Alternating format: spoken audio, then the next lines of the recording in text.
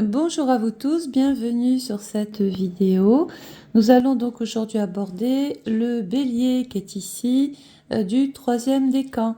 Donc si vous êtes né du 10 avril au 20 avril, eh bien écoutez, cette vidéo est pour vous. Et n'oubliez pas de liker, de partager et de me mettre votre date de naissance ainsi qu'une question dans les commentaires pour que je puisse vous sélectionner et y répondre. Donc vous savez que votre signe solaire, c'est votre date de naissance. Donc le soleil est tombé dans le bélier, vous êtes bélier. Et l'heure de naissance va donner l'ascendant. Mais il va donner plus que ça, puisqu'en fonction de votre heure de naissance, vous allez tomber dans un des décans. Et là, en l'occurrence, vous tombez dans le troisième décan. La planète qui appartient justement au bélier, ici, c'est Vénus. On aime Vénus. Donc vous peut apporter du charme, peut apporter plus de charme, de sensibilité, besoin d'harmonie, quête d'harmonie, besoin d'être rassuré. Donc en 2026, cette planète Vénus vous pousse à rechercher une sorte ou une forme d'équilibre, mais sans renoncer à votre motivation, à votre force et détermination.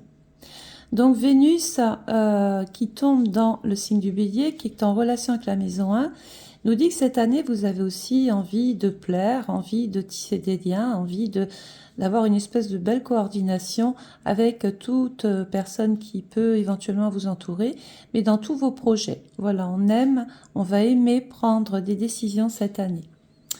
Donc au niveau de votre état d'esprit, cher petit bélier, troisième décan, donc j'ai envie de penser que de janvier à mars, vous ressentez une forme de tiraillement entre ce que vous désirez vraiment et ce que vous acceptez par habitude, par routine. Sachant que dans ce secteur-là, vous avez vu, il y a plein de planètes, on va en parler tout à l'heure. Il y a quand même Pluton là qui vous oblige à peut-être vous remettre en question ou à remettre des projets en question cette année. De avril donc à juin ici, on est sur le point ici, bélier, on est sur le point de clarifier une situation. Donc vous allez probablement devoir prendre une décision importante, mais qui est surtout liée avec Vénus à votre bien-être, à vos valeurs, à ce que vous attendez des autres. On continue à partir de septembre-novembre, donc on va aller ici de septembre à novembre. On est plus dans une phase d'apaisement émotionnel. Vous vous sentez beaucoup plus aligné, plus serein, sereine par rapport aux choix que vous allez être amené à faire cette année.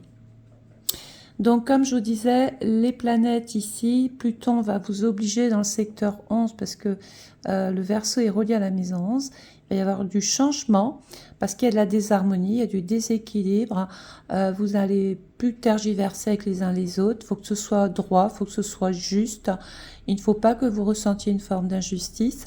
Ça peut annoncer un tri dans vos relations, dans vos connaissances, mais peut-être même dans vos projets. Donc on a ici Mercure qui est toujours dans le Poisson.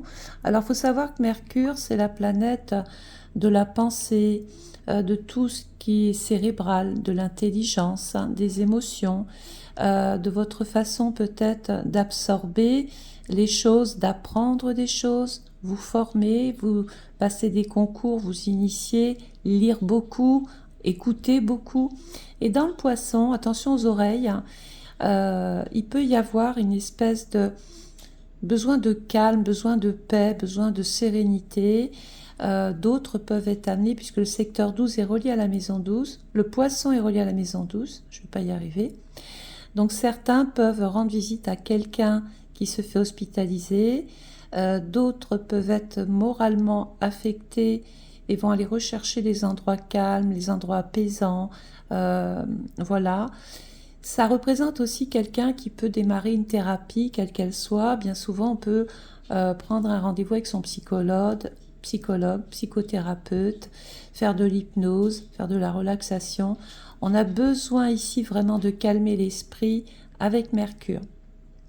Dans votre signe ici, regardez, le bélier relié à la maison 1, vous avez le soleil qui va apporter une sorte... vous allez faire voir votre vrai visage. Saturne, qu'on ne va pas oublier, hein, qui est là quand même pour un petit moment.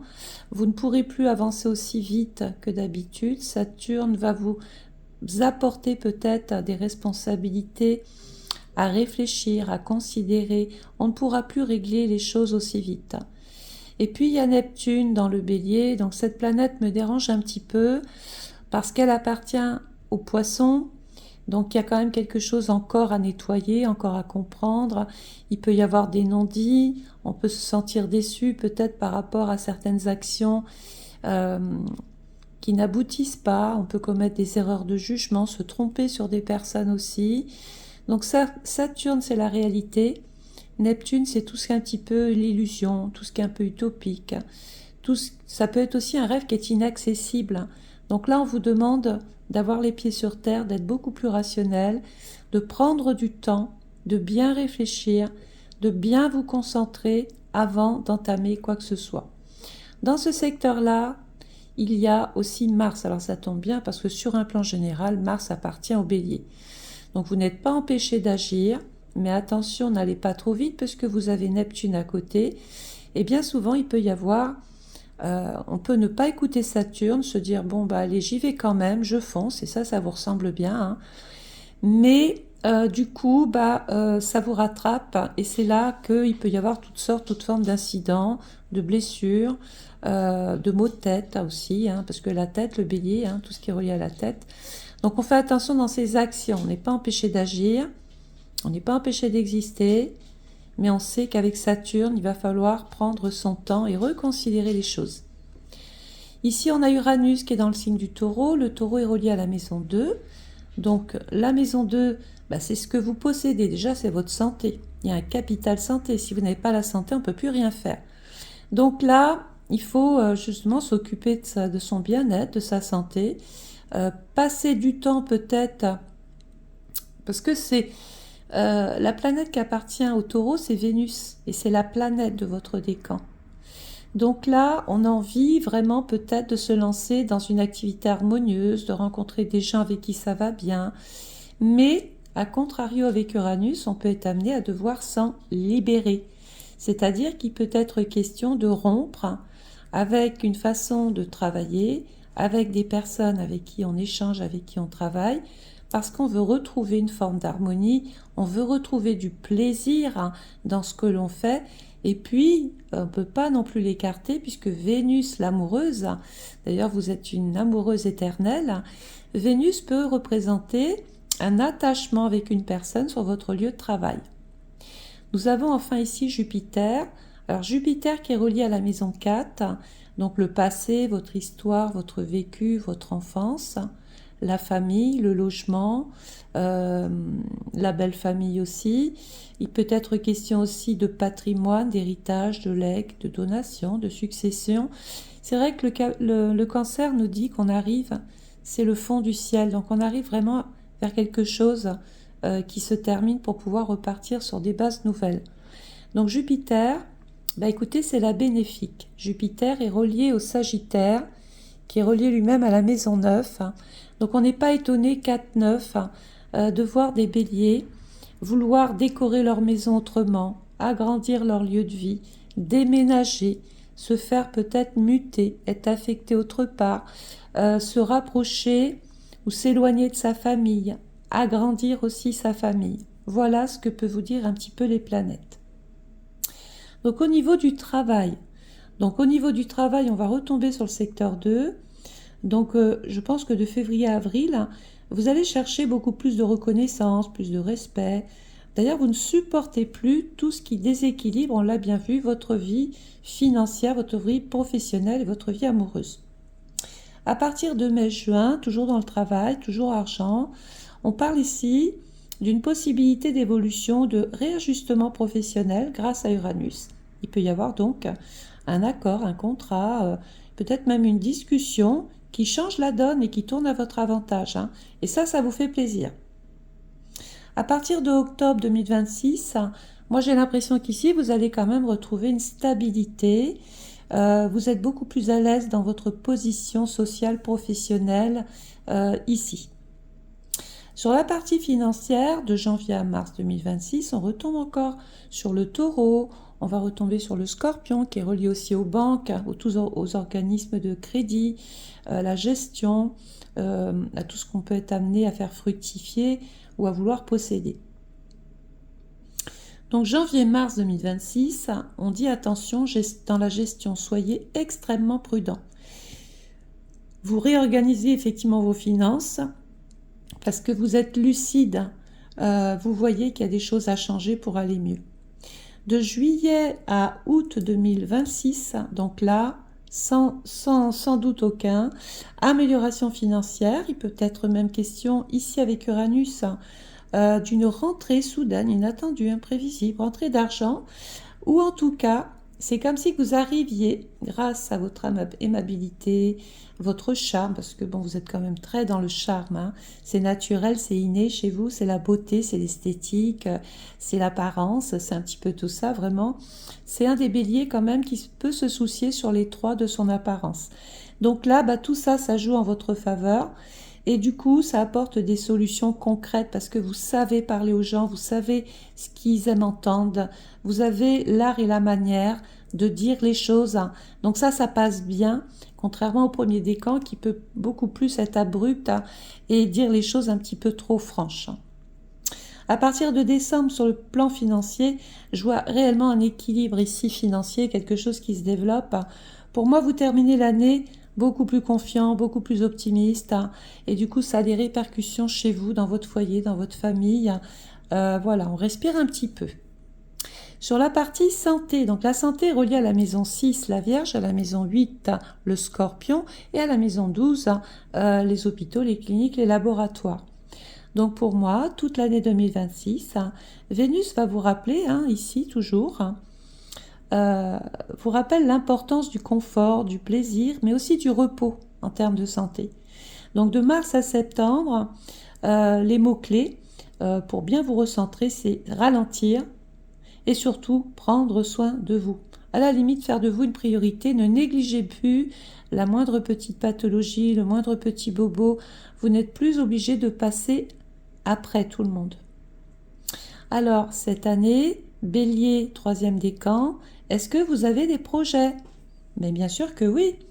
Donc, de avril à mai, il peut y avoir déjà ici un projet qui est lié au bien-être, aux soins, à la relaxation, à la beauté, à l'esthétique, au relationnel. Mais même ici, il y a des créations qui prennent carrément forme. On peut être dans l'envie d'entreprendre aussi. De août à octobre 2026, il y a comme une mise en action par rapport justement encore à ce projet qui devient beaucoup plus réalisable, beaucoup plus complet, beaucoup plus accessible aussi. Donc on a bien fait de ralentir, de cogiter, peut-être de reporter ce qu'on voulait faire tout de suite. On prend son temps parce qu'on sait qu'on a un projet qui est dans une forme de gestation et qu'à un moment donné, ça vous plaît et qu'à un moment donné, ce projet prendra forme. On va aborder la partie famille avec Jupiter ici. Donc à partir de mars 2026, donc là à mon avis il va y avoir des discussions nécessaires pour peut-être un petit peu rétablir l'harmonie dans le foyer, dans la maison avec les uns les autres. Ça peut sous-entendre qu'il y ait des petites prises de bec aussi puisque Jupiter peut représenter les excès dans le comportement des autres. Donc voilà, il ne faut pas non plus qu'il y ait des gens qui viennent s'imposer ou qui viennent vous dicter ce que vous devez faire chez vous. Ça peut complètement ici ne pas vous correspondre, ne pas vous plaire. De juin à juillet, donc là je sens quand même que quelque chose se rééquilibre, surtout sur le plan émotionnel, surtout sur le plan familial. Vous cessez de faire des concessions excessives pour les uns, pour les autres. Voilà, vous pouvez plus maintenant vous décupler, être coupé en deux là pour pouvoir correspondre ou rentrer dans un moule, dans un cadre ou peut-être correspondre toujours à ce qu'on attend de vous. Donc ça pour moi c'est fini. Fin 2026 ici, je vois des relations beaucoup plus paisibles qui sont fondées d'ailleurs sur le respect mutuel. Voilà, on vous respecte, vous respectez. J'ai envie d'aborder un thème où mettre de l'ordre dans votre vie cette année, en 2026. Donc, vous pouvez noter, hein, de février à avril 2026, ben moi j'ai l'impression que c'est plutôt dans vos relations. Voilà, il y a quelque chose qui a changé, il y a du tri à faire, il y a encore des gens anxiogènes, des gens toxiques, des gens qui ne vous correspondent plus. Donc vos attentes affectives et votre manière de donner sans compter, ça va changer aussi. Alors, que faut-il changer d'important cette année pour le bélier troisième décan? Ben, je pense qu'à partir du printemps, donc on va se loger ici sur votre signe, pour moi, votre façon de vous oublier pour préserver la paix, c'est terminé. C'est terminé. Non, non, non, vous allez reprendre les rênes de votre vie. Alors, si je peux me permettre, que ne faut-il pas faire en 2026, bélier, troisième décan, et toute l'année, bien sûr, 2026, ne surtout pas, ici, rester, parce qu'il y a Saturne qui vous impose un temps, mais il ne faut pas non plus que ce soit vous qui remettiez trop de choses de côté pour plaire aux autres. Donc ne pas rester dans une situation par peur, par crainte, par peur de déplaire, par peur du jugement, des rumeurs, des cancans, de la critique, etc. avec Neptune. Surtout, ne pas nier vos besoins affectifs, ne pas chercher l'harmonie au détriment de vous-même. C'est un petit peu ce qui ressort bien, hein, sur ce travail. Il y a vraiment des choses ici. Moi, je pense que vous devez passer en priorité un petit peu cette année, hein, faire de vous une priorité. Bon, je vais quand même me permettre de passer du temps sur 2 planètes par rapport à votre signe. Je vais parler de Pluton et je vais parler de Saturne parce qu'à mon avis, ce sont les 2 planètes qui peuvent vous imposer des choses à régler alors que ce n'est pas dans votre ADN, mais vous savez que si vous ne le faites pas, vous risquez d'en souffrir. Donc, Pluton nous dit qu'ici, il va y avoir forcément des transformations sociales, des transformations majeures, que ce soit sur le plan relationnel ou collectif.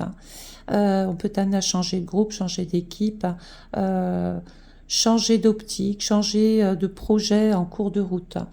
Pluton, pour moi, ici en maison 11, vous pousse vers une mue profonde, une transformation. Vous êtes la petite chenille qui est en train de devenir le papillon. Donc il y a du changement profond dans vos relations, dans vos amitiés, dans vos projets d'avenir, hein, comme j'en ai parlé. Rien ne sera plus superficiel, vous n'en voulez plus. Ce qui ne reposera pas sur des bases sincères, solides, concrètes, pour vous, ça disparaîtra. Vous ne voulez plus de ça dans votre champ et ça peut impacter bien évidemment votre état d'esprit. Donc vous allez changer de regard sur les autres. Et c'est vous qu'on va trouver changer, c'est quand même un comble. Ben oui, on va vous trouver changer parce que vous allez refuser de vous sacrifier tout le temps au nom d'une cause, au nom d'une tradition, au nom d'une coutume, parce que vous êtes peut-être l'aîné. Voilà, vous ne voulez plus vous sacrifier, mettre en avant cette place qui ne vous appartient pas. Donc vous ne cherchez plus à plaire à tout le monde, alors ça c'est entendu, mais surtout à vous entourer de personnes beaucoup plus alignées, avec vos valeurs, vos traditions, votre façon de voir les choses. Et du coup, on est capable d'être dans le salon, d'avoir un petit groupe et de discuter de tout et de rien sans forcément se prendre le bec. Voilà. Donc on va aborder maintenant, on va parler de la planète Saturne. Bon, Saturne, c'est quand même, on le sait, hein, et en tout cas, si vous ne le savez pas, je vous l'annonce, c'est quand même Chronos. Hein. Chronos, c'est un dieu, c'est le dieu du temps. Saturne, on aime le relier aussi peut-être au karma, à votre identité. Donc Saturne en maison 1, ici cette année en 2026, va vous placer un petit peu face à vous-même. Vous n'avez plus le choix. Vous devez construire peut-être seul des choses, sans masque, sans dépendre des uns des autres, sans l'aval de l'autre, sans dépendre du regard tout le temps, de la critique ou des avis des uns des autres. Moi je pense que là vous connaissez, vous savez votre route, vous savez où vous devez aller, et tous ceux qui viendront contrarier vos idées, vos pensées, tout ça là, vous ne les laisserez plus, vous allez vous protéger. Hein. Donc pour moi, vous devez construire seul, prendre votre route. En bélier, cette position parle d'un apprentissage, de courage. Il va falloir agir, oui, mais avec une grande maturité. Et quand on manque d'expérience, on va surtout la chercher pour ne plus se tromper, ne plus commettre d'erreurs ici. Donc pour moi, vous êtes venu dans cette vie pour devenir votre propre pilier. Les débuts ont pu être lourds, exigeant, parfois marqué avec Saturne par un sentiment de toujours devoir se débrouiller un petit peu toute seule ou se débrouiller trop tôt dans la vie. Je pense que même enfant, vous avez peut-être eu des responsabilités trop tôt et du coup, vous êtes reparti avec cette identité. Ça rejoint un petit peu le rôle de l'aîné, du chef et tout ça que vous ne voulez plus. Je pense que c'est peut-être lié à votre passé. Donc, les débuts donc n'ont pas forcément été faciles, ils ont surtout été très lourds probablement, parfois marqués par un sentiment de devoir tout contrôler, tout faire toute seule, ne compter que sur soi. Dans cette dureté, en tout cas dans cette tranche de vie-là, ça vous a forgé un caractère, ça vous a forgé une identité. Donc rien n'est donné facilement cette année, mais tout sera solide. Donc Saturne, c'est aussi le doute, c'est l'inquiétude. Vous doutez parfois de vous, alors que vous êtes bien plus fort ou forte que vous ne le pensez avec Saturne. Saturne va vous apprendre à ne plus réagir trop vite ou à chaud, mais à choisir vos combats. Avec le temps, Saturne. Votre autorité naturelle s'impose sans effort. Ajoutez à ça votre charisme. Vraiment, on a vraiment tout ce qu'il faut. Voilà. Donc, si ce petit travail vous a intéressé, merci beaucoup de liker, de partager, de mettre votre date de naissance. Parce qu'avec votre date de naissance, je vais afficher votre zodiaque. Et puis, je vais pouvoir répondre à votre question. N'oubliez pas que vous pouvez déjà, d'ores et déjà, commander votre étude astrale personnalisée de l'année. Il n'est pas trop tard. Vous avez un lien PayPal qui vous permet de commander 24 heures sur 24 votre étude astrale personnalisée 2026. On va savoir par quelle maison vous démarrez votre année, quelles planètes sont venues se loger dans les signes, quel effet vont avoir les planètes, est-ce qu'elles vont jouer pour vous ou contre vous. C'est une vidéo d'1 heure que vous pouvez regarder sur votre télé, sur votre tablette, sur votre portable, dans le train avec des écouteurs. Vraiment, c'est confortable et ça peut vous permettre d'avoir des dates, des périodes et ça peut aussi vous permettre de ne pas commettre des fois des erreurs parce que vous auriez été prévenu avant. Sachez aussi que je suis cartomancienne, donc je consulte en visio un petit peu partout, donc c'est sur rendez-vous. Si vous êtes intéressé, n'hésitez pas à me contacter pour une consultation. Ça dure à peu près 1 heure. Donc j'aime faire une corrélation avec l'astrologie qui est une science et le tarot qu'en est une autre. Ce sont 2 domaines bien distincts, mais pour moi ils sont assez complémentaires. Vous voyez, par exemple, aujourd'hui, on va tirer une petite carte pour le bélier, 3e décan, qui a la planète Vénus. Donc, regardez ça. Votre image, votre beauté, votre charisme. Le soleil, en fait, cette année, c'est vous. Et on aime penser que le soleil, c'est l'été. C'est tout ce qui va faire rayonner votre vie. Ça peut passer par l'amour, ça peut passer par l'amitié. Ça peut passer par un événement heureux qui touche le foyer, la maison, peut-être par la venue d'un enfant, une naissance, une grossesse. En tout cas, cette année, je vous attribue cette carte, qui est une carte généreuse, qui est une carte solaire. Et c'est un petit peu comme ça que je vous vois cette année. Vous allez laisser tomber votre masque d'avant et vous allez faire apparaître la vraie personne que vous êtes aujourd'hui. Voilà, j'espère que ce petit travail vous a plu. Vous pouvez en bas regarder dans les commentaires si vous avez vraiment une question importante. Vous appuyez sur le petit cœur, c'est 2 euros. Vous cherchez l'emoji 2 euros. Vous me marquez votre date de naissance. Vous me posez votre question et là vous êtes sûr d'être sélectionné. Voilà, il n'y aura pas de hasard, je vous prends directement. La réponse est quasiment instantanée. Je vous souhaite à tous et à toutes de passer une très très belle journée. Merci pour votre bienveillance, pour votre écoute et pour votre présence surtout. Voilà. À bientôt. Merci. Au revoir.